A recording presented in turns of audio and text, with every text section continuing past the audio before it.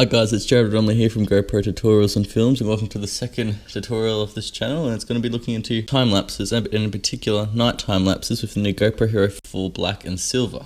From experience, the best settings that I've found is at ISO 800, shutter speed 30 seconds, color flat, sharpness low, continuous frames, and a native white balance. These settings all help in post and getting the best quality from your image.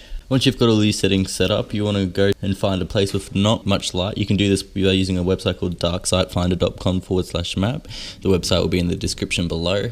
Once you find these locations, you want to have a camera rig or some type of place where you could put your GoPro without it moving while you're taking the time lapse, as shutter speed will be a big factor for this.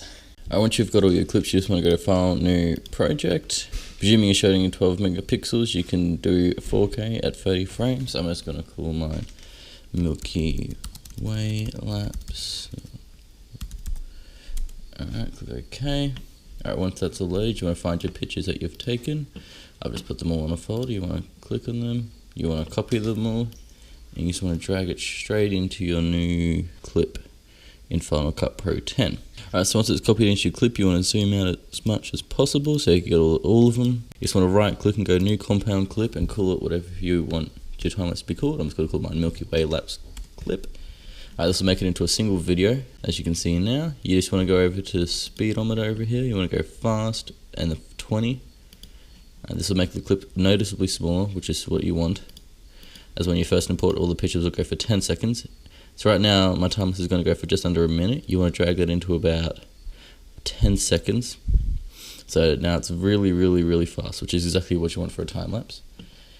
Alright, so the next thing you want to do is you want to get rid of the 4/3 ratio and make it into a 16:9 ratio for 4K. So you just want to click on this transform button here. You might want to zoom it out. So let's just go to 12.5, and you just want to drag it until the edges of the picture are to the edges of the frame. So about there. Rest done. So then now it's done. So you go back to fit. So now you can see that it's into 16:9 ratio. Alright, once that's all done, you want to find a point where you can see a lot of the stars and gives you the all general detail. So let's just go here. And from my recommendation, I would overexpose it just a tad little bit before we go export it into After Effects. So just go color correction, drag that straight in. You want to go to exposure and you just want to boost the shadows just a little bit. Alright, once that's done, there's nothing you should really do. Now you want to export it, and as you can see when you zoom in, because we're shot at 800 ISO, you can see a lot of noise on your image. And exporting this into After Effects and using Denoiser 2 or Neat Video will help get rid of that noise. If you don't have these programs, skip this section of the tutorial, but if you do, follow on and you'll be able to understand how to get even better quality time lapses. Alright, so you want to export the video. This will take a while, so I'll just skip this. Alright, so once you've exported your time lapse, you just want to go to After Effects CC. You want to go File, New Project. Alright, so once you've done that, you then want to get your video that you've exported. Mine's this Milky-Way Lapse right over here. You just want to drag that into After Effects CC. It's going to import it. Once it's done importing, you just want to drag that and just make a new composition. Go to that. And you want to make this into a 16 bits per channel. This helps with the effect Denoiser 2. Alright, so as you can see, you just want to drag over here. There's still noticeable about a noise. So what you want to go do is, first of all, we need to have the effect Denoiser 2 on the video plugin or whatever denoiser you have. I have Denoiser 2, so I just want to click on Denoiser 2, and then it just this little personal thing of what your video looks like. Mine's quite noisy, so I probably need to add quite a bit of noise removal to it. So let's just do motion estimation as well, and you want to do a leave enhancement. That's just basically sharpening the edges. Advanced settings. Alright, this is quite important, show noise detection. This will show you where the computer believes there is noise. I always seem to boost this up to about maybe 8, maybe 7, this just depends on the shot. So now it says wider amount of noise saying there, so which means you don't have to boost this much as much. So just zoom it into, wrong button, zoom it in, and you can just see the difference, all the noise removed. It does add a little bit of a sort of weird smudge across it, but we can get rid of that once we put it back into Final Cut Pro. Alright, so once you've done that, that's literally what we have to do here. So just going to go File, Export.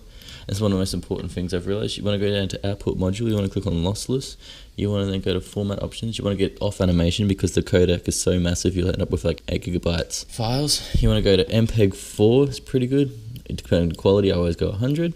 None of this needs to be changed around. Press OK and just press render, and once it's done I'll come right back at you guys. Okay, so once you've exported your new video from After Effects CC, you just want to go find it in your file somewhere. So mine's called Milky-Way Lapse _1. Just drag that straight into your thing. And then, so what you want to do is you just want to go to color, and then get rid of this for a second. Color and color correction, you just want to drag that straight on. You want to play with the color board. What I found, this may sound crazy, you drop your shadows to the very lowest you can possibly go. Right? You might want to boost your highlights just a little bit, and you want to make your saturation nearly 0, so just about here sort of thing.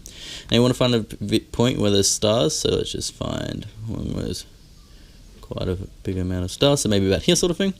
Alright, so then you just want to go into all, and this is probably how I get the most detail out of my time lapses. You want to go sharpen, drag that straight on top, and you want to put this on 100, and you may want to copy and paste this onto your thing maybe 10 times possibly.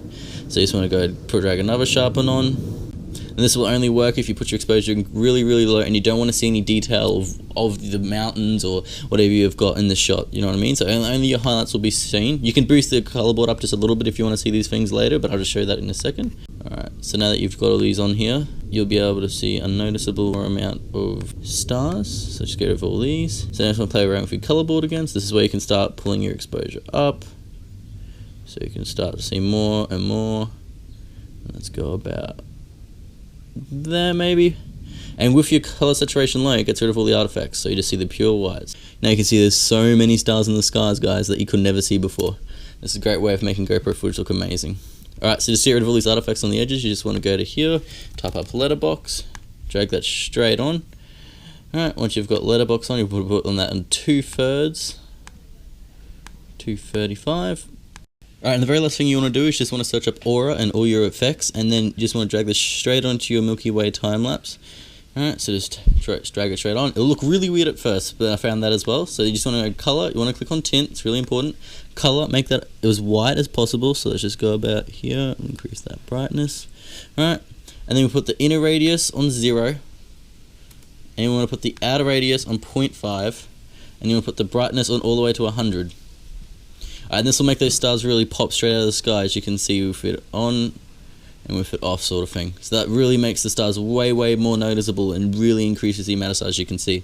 Alright guys, that's all for this tutorial. Hope you like, subscribe and comment down below. And thanks for watching another GoPro tutorial and film by Jared Romer. Alright guys, and here's just a little clip at the very end just to show what the new GoPro is capable of nighttime lapse when you put it on the right settings.